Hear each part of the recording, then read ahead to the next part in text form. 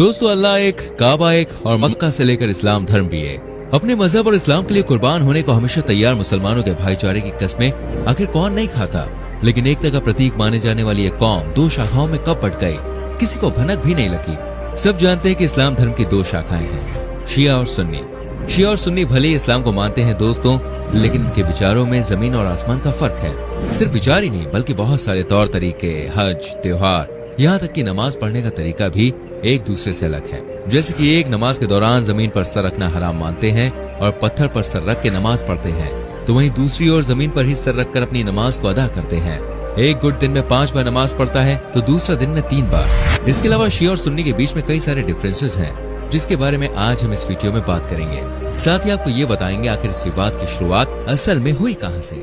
दोस्तों, इस्लाम धर्म विश्व में दूसरा सबसे बड़ा माने जाने वाला धर्म है।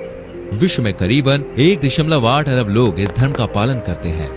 कुरान पूजने और इसकी आयत करने वालों का ये भी मानना है कि अल्लाह एक ही है। फिर आखिर ऐसी क्या वजह रही कि मुसलमानों को 2 गुटों में बंटना पड़ा। विवादों की बात करें तो दरअसल इसकी शुरुआत पैगंबर मोहम्मद की मौत के बाद शुरू हुई थी। पैगंबर मोहम्मद की मौत के बाद इन दोनों समुदायों ने अपने अपने रास्ते अलग कर लिए और इनका शुरुआती विवाद इस बात को लेकर था कि अब कौन मुसलमानों का नेतृत्व करेगा।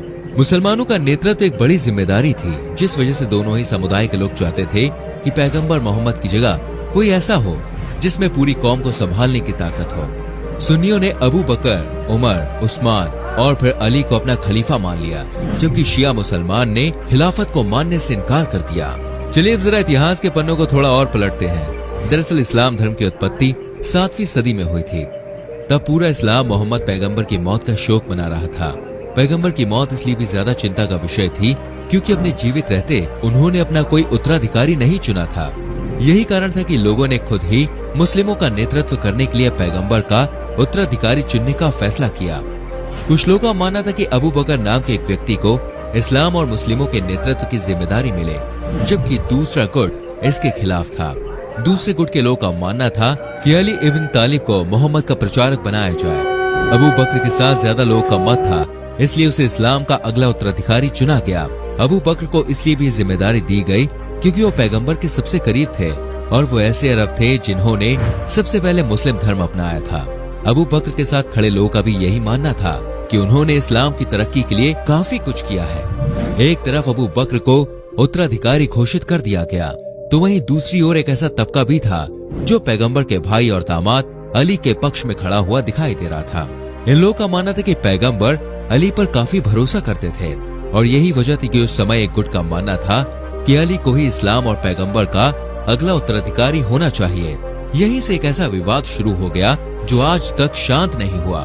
सदियों से एक साथ रहने के बावजूद और दोनों की ज्यादातर धार्मिक आस्थाएं होने के बाद भी ईरान से लेकर सऊदी अरब, लेबनान से सीरिया और इराक से पाकिस्तान तक इतने संघर्ष हैं कि दोनों समुदायों में तनाव सामने आता रहता है।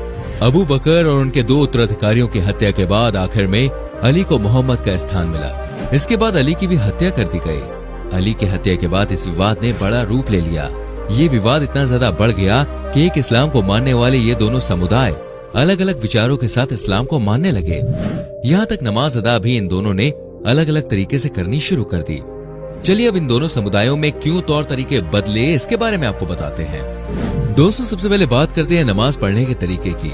दिन में 5 बार नमाज पढ़ना इस्लाम के 5 स्तंभों में से एक है। इसका पालन तो दोनों ही समुदाय करते हैं, लेकिन इसमें से एक का तरीका अलग है। सुन्नी मुसलमान दिन में 5 बार अलग अलग समय पर नमाज पढ़ते हैं, जबकि शिया एक बार में 1-2 नमाज को साथ जोड़कर दिन में 3 बार नमाज अदा करते हैं। शिया सुबह की नमाज अलग पढ़ते हैं। दोपहर और तीसरे पहर की नमाज एक साथ दोपहर में 1 बजे पढ़ते हैं। साल भर में जो नमाज पढ़ने का टाइम है ये थोड़ा सा ऊपर नीचे होता रहता है। इसके साथ ही शाम और रात की नमाज एक साथ शाम में पढ़ी जाती है, लेकिन ये तरीका आज तक सुन्नी को समझ में नहीं आया। सुन्नी को नमाज पढ़ने का ये तरीका हमेशा गलत लगा, जबकि शिया मुसलमानों को इस तरह से नमाज पढ़ना हमेशा से सही लगता आया है।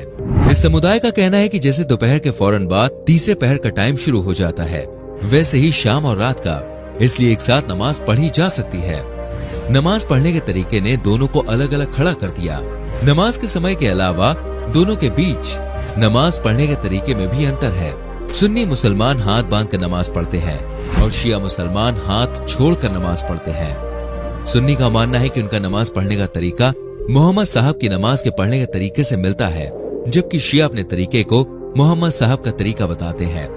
इतना ही नहीं, कब्र पर भी नमाज पढ़ने को लेकर सुन्नी और शिया में बहस छिड़ी रहती है। सुन्नी कब्र पर कभी भी नमाज नहीं पढ़ते, उनका कहना है कि इससे अल्लाह नाराज हो जाते हैं, जबकि शिया का कहना है कि कब्र पर नमाज पढ़ने से उनके पूर्वज खुश होते हैं और उन्हें आशीर्वाद देते हैं। अब बात करते हैं दोस्तों त्योहारों की। मुस्लिम्स को आपने मुहर्रम मनाते हुए देखा होगा। इस त्योहार को खुशी का नहीं बल्कि मातम का त्योहार माना जाता है। इस्लामिक कैलेंडर में साल का पहला महीना मुहर्रम का ही होता है। मुहर्रम में शिया हुसैन की शहादत में पूरे 2.25 महीने शोक मनाते हैं। इस दौरान वो लाल, गुलाबी, पीले कपड़े नहीं पहनते।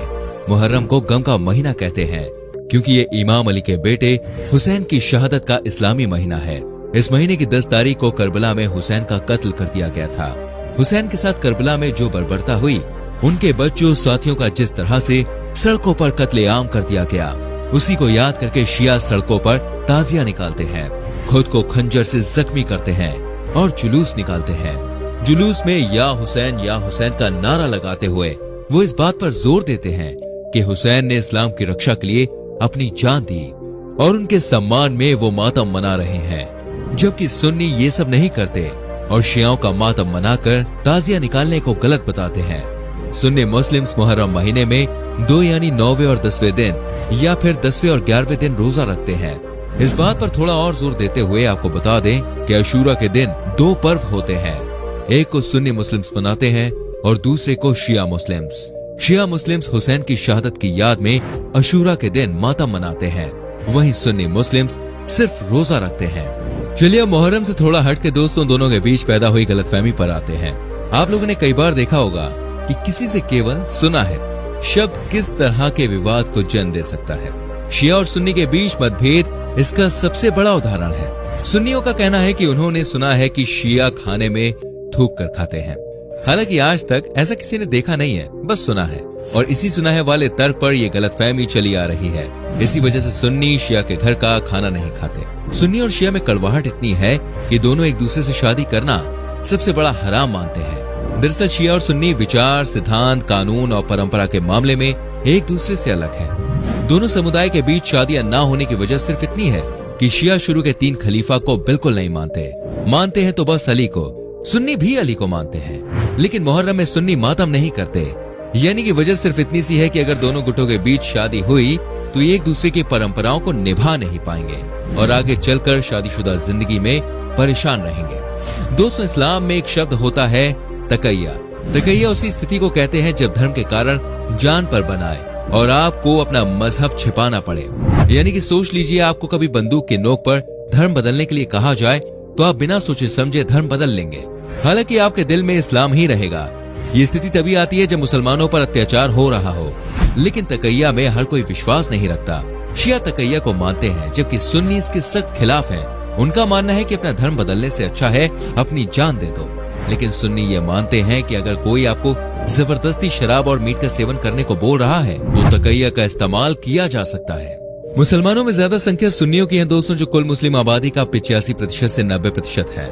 हाल ही में किए गए एक रिसर्च में ये बात पता चली है कि करीबन 40% सुन्नी मुसलमान शिया को असली मुसलमान ही नहीं मानते। सुन्नी मुख्य रूप से इंडोनेशिया, चीन, सऊदी अरब, पाकिस्तान आदि देशों में रहते हैं। शिया मुस्लिम जो मुस्लिम धर्म के 10 से 13% लोग हैं, ये मुख्य रूप से इराक, ईरान, अजरबैजान और बहरीन में रहते हैं।